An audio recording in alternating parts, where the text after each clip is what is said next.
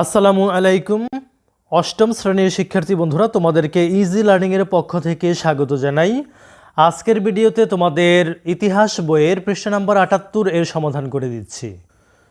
এখানে বলেছে যে উপরের পাঠে আমরা বিভিন্ন ধরনের উৎসবের মাধ্যমে বাংলা অঞ্চলের বিভিন্ন রকমের মানুষের নাম এবং তাদের সামাজিক ও সাংস্কৃতিক জীবনের নানান উৎসব ও আয়োজন সম্পর্কে জেনেছি।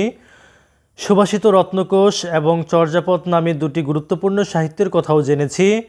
এসব গ্রন্থে বাংলার মানুষের জীবনের যে সব চিত্র অঙ্কিত হয়েছে তার সঙ্গে আমাদের বর্তমান সময়ের মানুষের জীবনের মিল ও অমিল চিহ্নিত করে চলো একটা তুলনামূলক আলোচনা করি।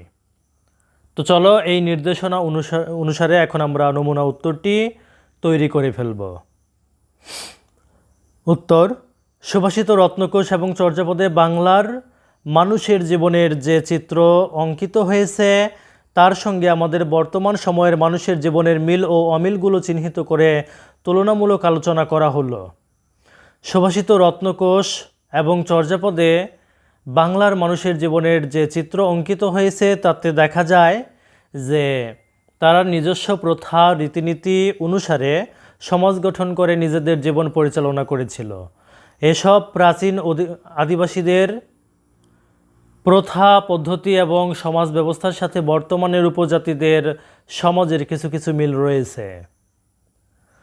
চর্যাপদ কাব্য অনুসারে সবর মানুষেরা অপেক্ষাকৃত উঁচু এলাকা বা পাহাড়ে বসবাস করত। বন জঙ্গল ও তৃণভূমি থেকে সংগ্রহ করা সুন্দর ফুল আর পাখির রঙিন পালক দিয়ে সবর বালিকারা সাজসজ্জা করত। বর্তমানের বালিকারাও বিভিন্ন ফুল দিয়ে সাজসজ্জা করে। আবার বাংলাদেশের কিছু উপজাতিরা এখনও পাহাড়ি অঞ্চলে বসবাস করতে পছন্দ করে।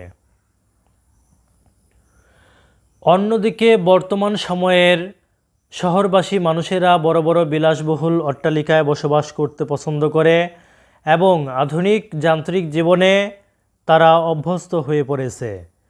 তাই এই সবর জাতিগোষ্ঠীর জীবনধারার সাথে বর্তমান সময়ের মানুষের অনেকটা পার্থক্য লক্ষ্য করা যায়। এভাবেই বর্তমান সময়ের সাথে চর্যাপদ ও সুভাষিত রত্নকোষে বর্ণিত মানুষের জীবনের মিল ও অমিলগুলো খুঁজে পাওয়া যায়।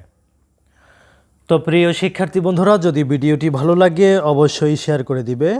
ধন্যবাদ সবাইকে সাথে থাকার জন্য।